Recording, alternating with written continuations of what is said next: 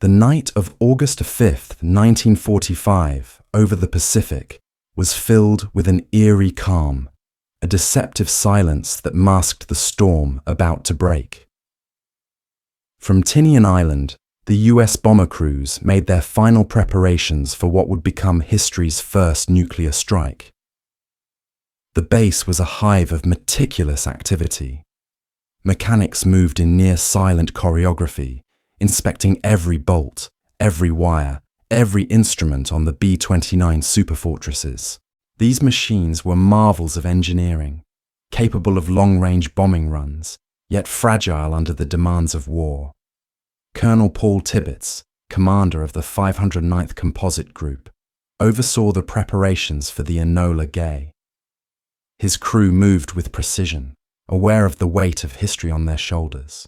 The bomb Little Boy was secured inside the plane's cavernous bomb bay, a weapon never before deployed, its destructive power unimaginable to anyone outside the highest echelons of the Manhattan Project. Engineers had worked tirelessly to ensure that nothing could go wrong. A single malfunction could not only ruin the mission, but also endanger the lives of the crew. While the Enola Gay awaited the morning light, other B-29s took to the skies. These reconnaissance flights were critical. Pilots like Captain James M. Rice and Major Charles Sweeney flew over Hiroshima and nearby cities to photograph the target area, check cloud cover, and ensure that the skies would be clear for the bombers. Flying at night, often at altitudes exceeding 30,000 feet, the planes were silent sentinels in the dark, invisible to the anti-aircraft defenses below. Every image captured, every weather report submitted, would influence the timing and trajectory of the bombing the next morning. The crews returning from their reconnaissance missions brought news of clear skies, but subtle risks remained. Wind patterns were shifting, and clouds threatened to obscure the target. Back at Tinian, strategists recalculated flight paths and release altitudes. The atomic bomb was unlike conventional explosives. Its detonation had to occur with extraordinary precision. Even a slight miscalculation could reduce its destructive impact, or worse, result in mission failure. Amid the technical preparations, there was the human side of the story. Crews wrote letters home, aware that the next day could mark a turning point, not just in the war, but in their lives. Some shared quiet conversations, trying to manage the tension with humor. Others sat alone, contemplating the moral weight of the mission. They were soldiers, yes, but also witnesses to history in the making. Night deepened, and the base settled into a tense quiet.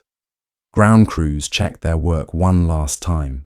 Pilots reviewed maps and mission plans, and the bombs, both Little Boy and its twin Fat Man, rested in their secured bays.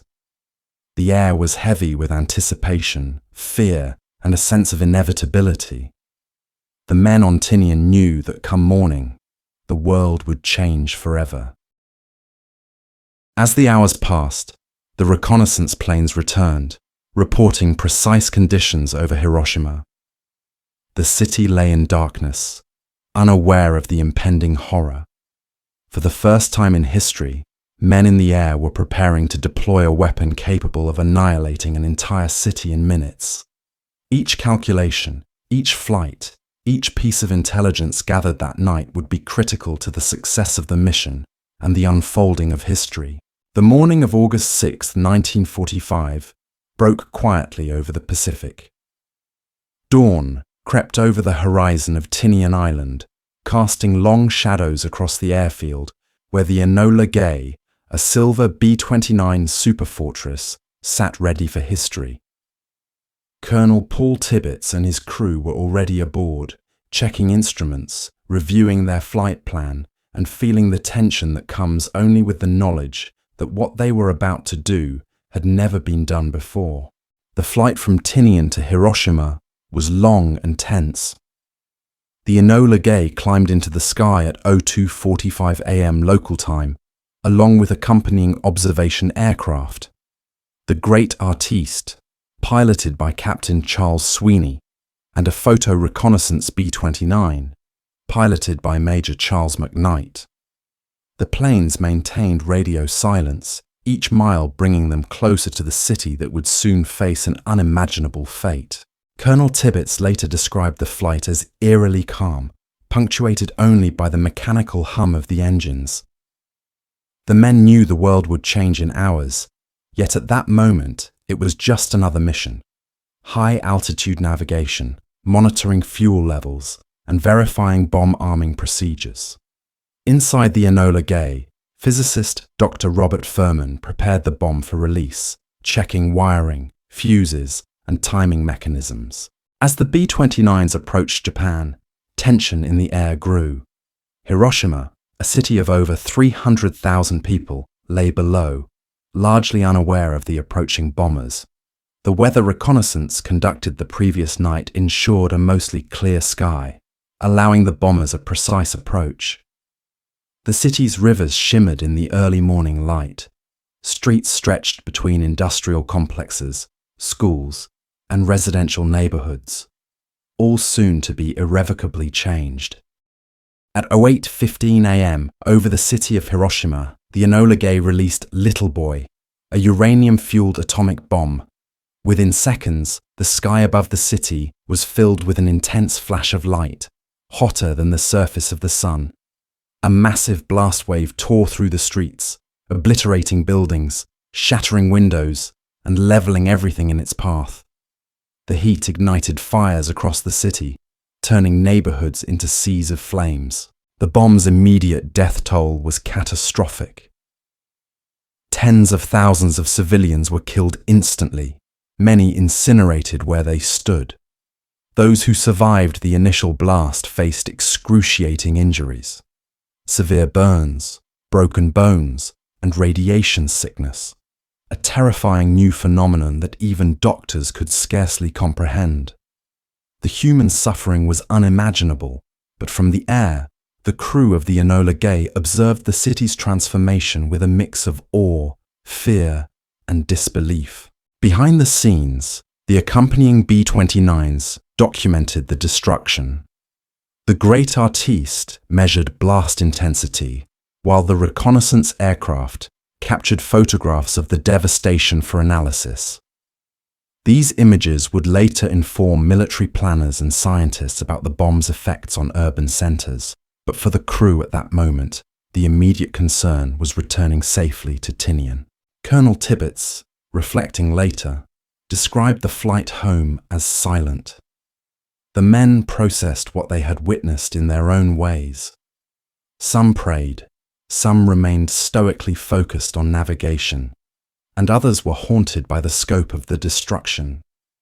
Despite the scientific fascination and military objectives, there was an undeniable human weight to the mission. Thousands of lives had been extinguished in a single moment. By late morning, the Enola Gay and its companions were on their return journey, leaving behind a city that would never be the same. News would soon reach the world, and Hiroshima's devastation would become a symbol of both technological achievement and human tragedy. The mission's success, measured in precision and effectiveness, was undeniable. But so too was the moral and ethical complexity of unleashing such destruction. The night of August 8, 1945 was restless across Tinian Island. After the unprecedented bombing of Hiroshima 2 days earlier, the US crews were preparing for a second atomic strike. The target this time was Nagasaki, a city of industrial significance with a population of more than 250,000. The B-29 Boxcar, piloted by Major Charles Sweeney, was assigned to deliver Fat Man, a plutonium-fueled bomb far more complex and heavier than the uranium-based Little Boy. The night before the mission, reconnaissance planes once again scouted the skies over southern Japan. These nocturnal flights were fraught with tension. Pilots such as Captain Frederick Bock navigated through the dark, over mountainous terrain and heavily guarded areas, photographing Nagasaki and assessing cloud cover. Their reports would determine whether the bombing mission could proceed or if the crews would be forced to divert to a secondary target. On Tinian, ground crews worked tirelessly, loading Fat Man into the Boxcar's bomb bay. Unlike Little Boy, this bomb's plutonium core required careful handling and precise insertion. Engineers triple-checked the mechanisms, ensuring the bomb's arming sequence would function perfectly upon release. Outside, the quiet hum of aircraft engines mixed with the anxious whispers of crews preparing for what would be history's second nuclear strike. As the pre-dawn hours approached, Boxcar lifted into the sky at 03:47 a.m. Alongside it flew two observation planes, the Big Stink, carrying instrumentation, and a photographic plane documenting the mission. Major Sweeney and his crew were acutely aware of the mission's gravity. Unlike Hiroshima, Nagasaki's geography was challenging. Hills and valleys could obscure the target, making precision bombing even more difficult. Weather reports indicated partial cloud cover, raising concern for the crew and commanders monitoring the mission from Tinian. The flight to Nagasaki was tense and long. Fuel calculations were critical. Boxcar had to navigate a longer route than originally planned due to cloud cover over the primary target. Pilots maintained radio silence, communicating only through prearranged signals. Crew members focused on their instruments, monitoring altitude, speed, and timing for the bomb release. Every decision carried immense consequences. At 11:02 a.m. local time, Boxcar approached Nagasaki. Clouds partially obscured the city, forcing Major Sweeney to adjust his approach in real time. Over the industrial district of Nagasaki, the plutonium bomb Fat Man was released. Seconds later, the sky erupted in an immense fireball. The explosion generated a blast equivalent to 21,000 tons of TNT, instantly flattening neighborhoods, igniting fires, and killing tens of thousands. The terrain of Nagasaki, hills and river valleys, both amplified and contained the destruction, unlike the flat urban sprawl of Hiroshima. Immediate casualties were staggering. Tens of thousands perished instantly, while thousands more succumbed in the days and weeks that followed due to injuries and radiation exposure. From the air, Boxcar's crew watched the city transform into a scene of incomprehensible devastation, a horrifying testament to human technological achievement. After the bomb's detonation, the crew had to carefully navigate the return flight. Fuel was low, morale heavy, and the weight of the destruction above them pressed silently on every mind. Observers aboard the accompanying planes recorded data, measurements, and images that would later provide the world with a grim understanding of nuclear devastation. By late afternoon, Boxcar returned to Tinian. The world had witnessed 2 atomic strikes in the span of 3 days. For the crews, the mix of relief, exhaustion, and moral uncertainty was overwhelming. Many struggled to reconcile the precision and success of the mission with the human cost below. The skies over Japan were still in chaos after the twin atomic strikes, but the war itself was nearing its end. Hiroshima and Nagasaki had been transformed into scenes of unimaginable devastation. Entire city blocks were flattened. Tens of thousands of civilians lay dead or dying, many suffering from burns, radiation sickness, and injuries caused by collapsing buildings. Hospitals were overwhelmed, food and water scarce, and the psychological shock spread as survivors tried to comprehend the scale of destruction. In Hiroshima, the morning after the bomb, streets were eerily silent. Survivors wandered among ruins, searching for loved ones or any sign of life.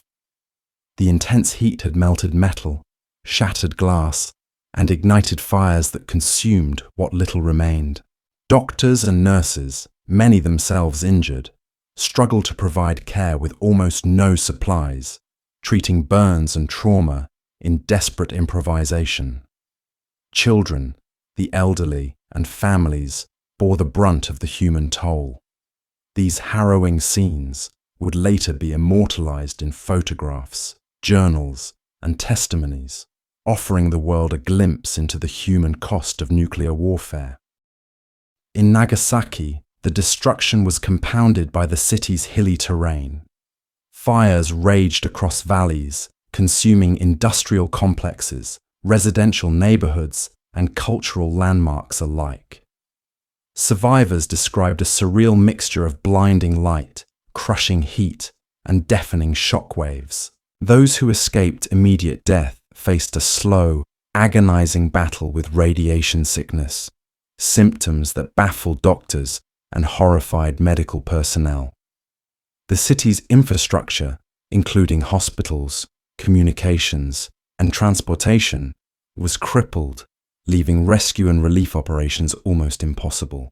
Back on Tinian, the crews of the Enola Gay and Boxcar returned to base exhausted. For many, the technical success of the missions was overshadowed by the moral and emotional weight of what they had witnessed.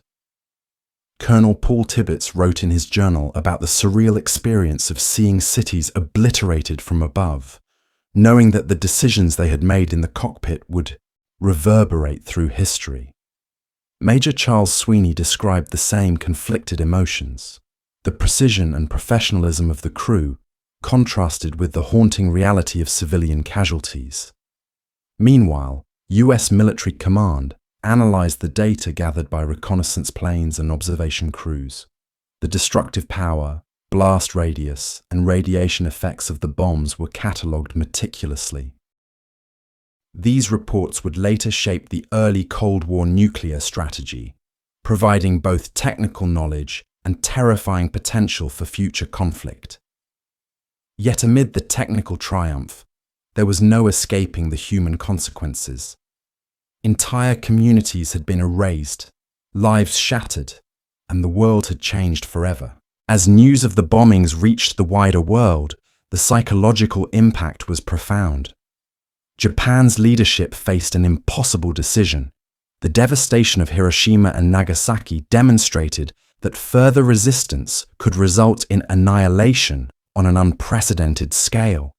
On August 15, 1945, Emperor Hirohito addressed the nation, announcing Japan's surrender and bringing World War II to an official end. The announcement was met with shock, relief, and disbelief, marking the first time in Japanese history that the emperor spoke directly to his people via radio. The human stories did not end with surrender. Survivors, known as hibakusha, faced a lifetime of physical and emotional scars. Communities were forever altered, cultural sites destroyed, and families broken. Over the decades, these survivors became advocates for peace, sharing their testimonies as living reminders of the horrors of nuclear warfare. Their voices, combined with the reflections of the US crews who carried out the missions, provide a nuanced perspective on the moral complexity of these historic events. Even today, the atomic bombings of Hiroshima and Nagasaki serve as stark reminders of the destructive potential of technology when wielded in war. The flights that began on the night of August 5, 1945, reconnaissance over darkened cities, meticulous preparations, and final missions were all part of a chain of events that would reshape the world. The human courage, fear, and moral ambiguity of those involved remain an enduring part of history, reminding us that even in the pursuit of strategic objectives, the human cost cannot be forgotten.